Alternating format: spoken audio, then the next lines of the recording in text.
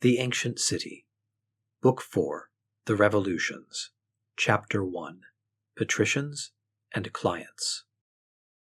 Certainly we could imagine nothing more solidly constituted than this family of the ancient ages, which contained within itself its gods, its worship, its priest, and its magistrate.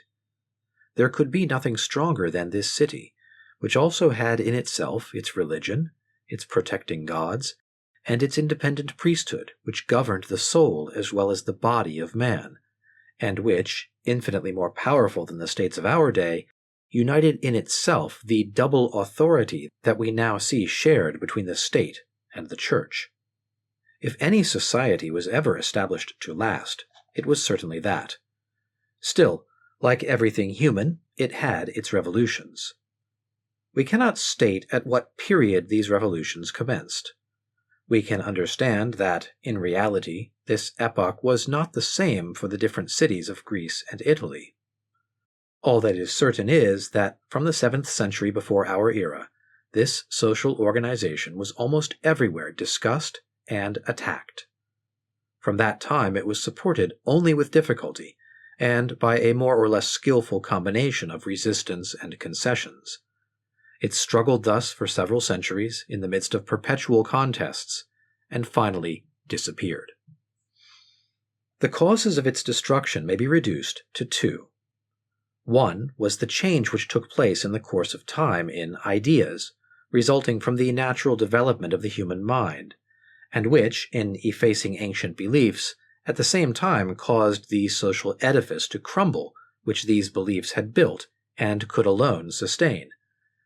The other was a class of men who found themselves placed outside this city organization, and who suffered from it.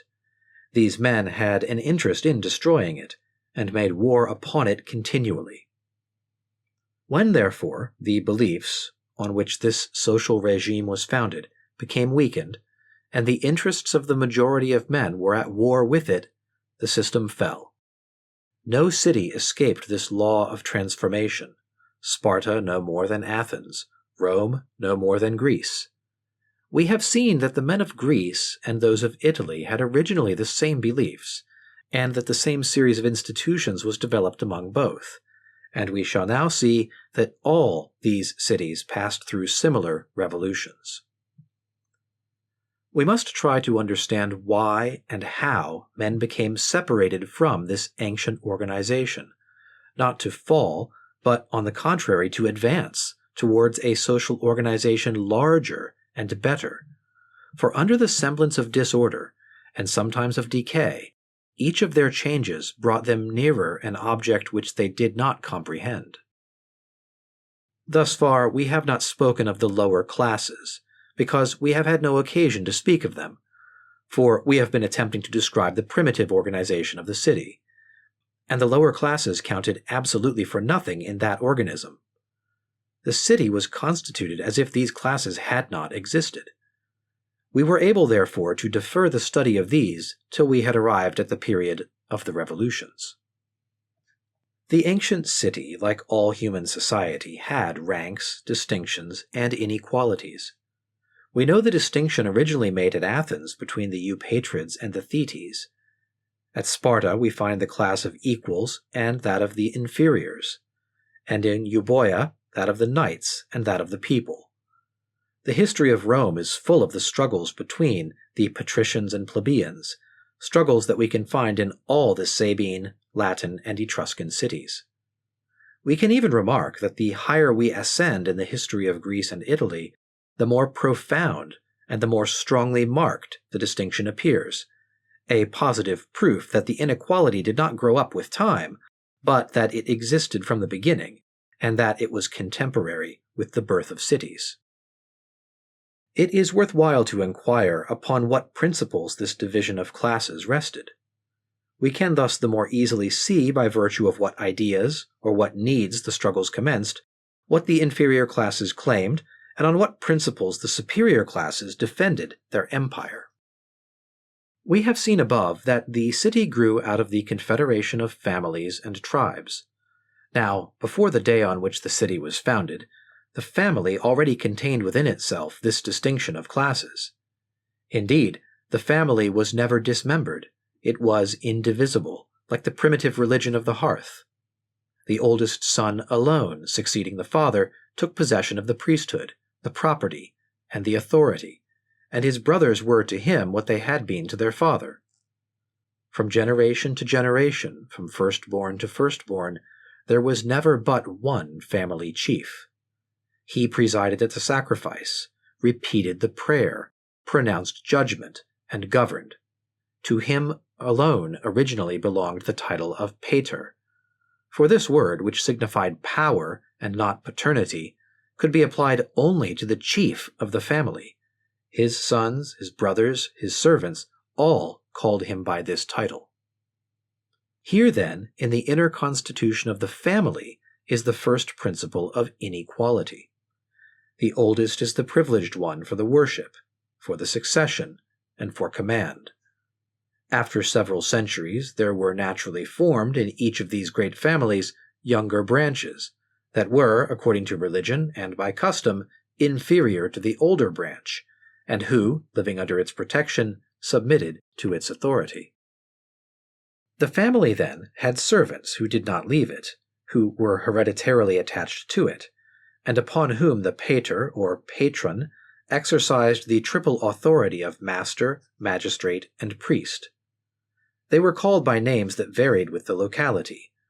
The more common names were clients and thetes. Here was another inferior class. The client was inferior not only to the supreme chief of the family, but to the younger branches also. Between him and them there was this difference, that a member of the younger branch, by ascending the series of his ancestors, always arrived at a pater, that is to say, a family chief, one of those divine ancestors whom the family invoked in its prayers. As he was descended from a pater, they called him in Latin Patricius. The son of a client, on the contrary, however high he might ascend in his genealogy, never arrived at anything but a client or a slave. There was no pater among his ancestors. Hence came for him a state of inferiority from which there was no escape.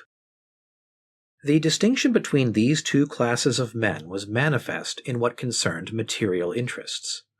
The property of the family belonged entirely to the chief, who, however, shared the enjoyment of it with the younger branches, and even with the clients.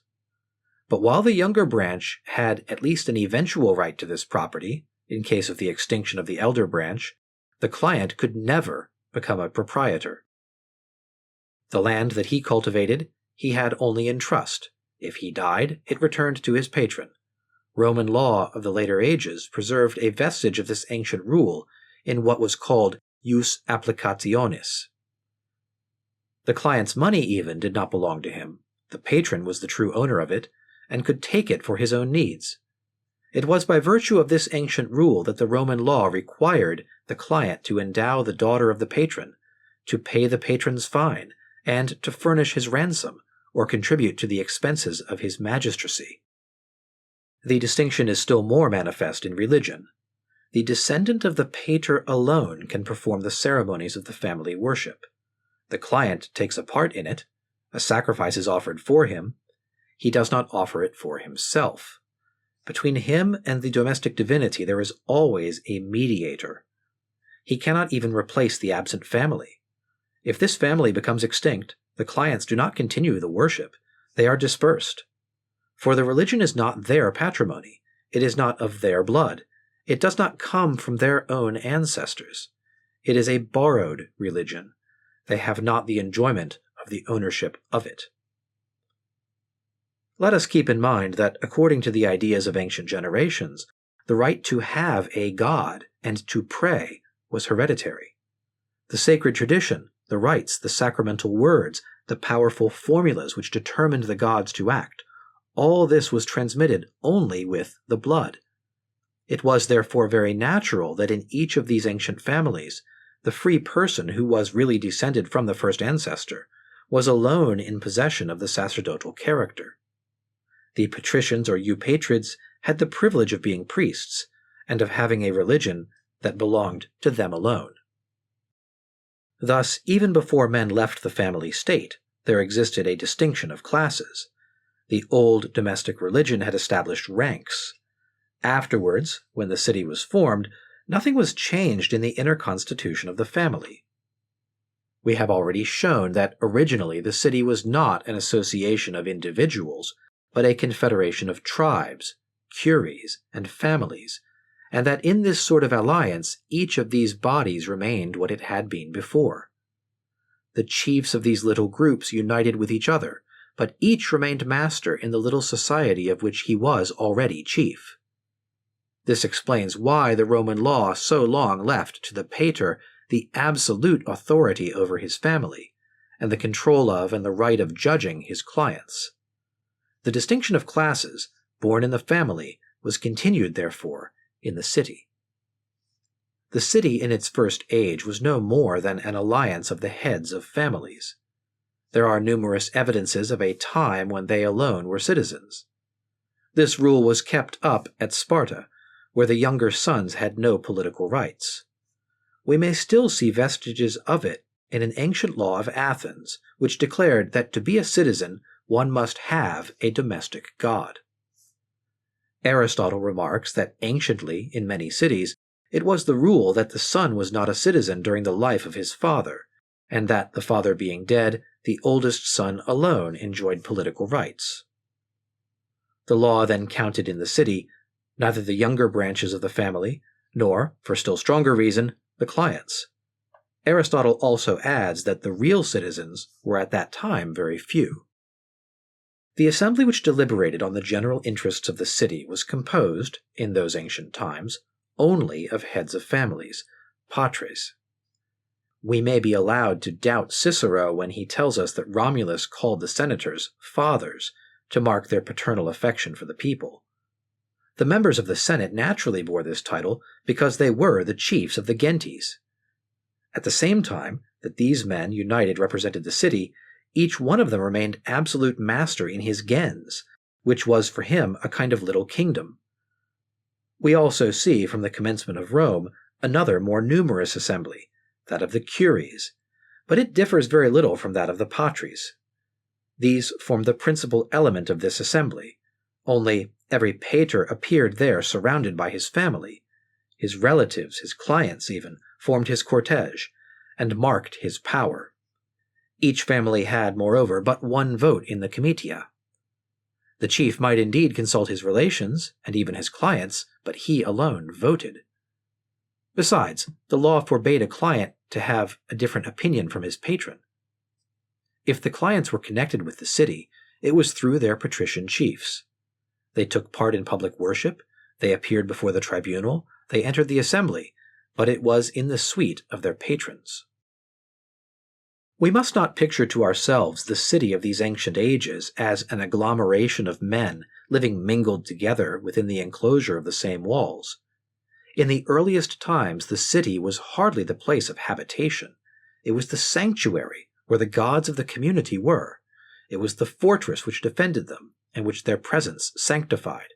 It was the center of the association, the residence of the king and the priests, the place where justice was administered, but the people did not live there. For several generations yet, men continued to live outside the city, in isolated families, that divided the soil among them. Each of these families occupied its canton, where it had its domestic sanctuary, and where it formed, under the authority of its pater, an indivisible group. Then, on certain days, if the interests of the city, or the obligations of the common worship called, the chiefs of these families repaired to the city and assembled around the king, either to deliberate or to assist at a sacrifice. If it was a question of war, each of these chiefs arrived, followed by his family and his servants, sua manus.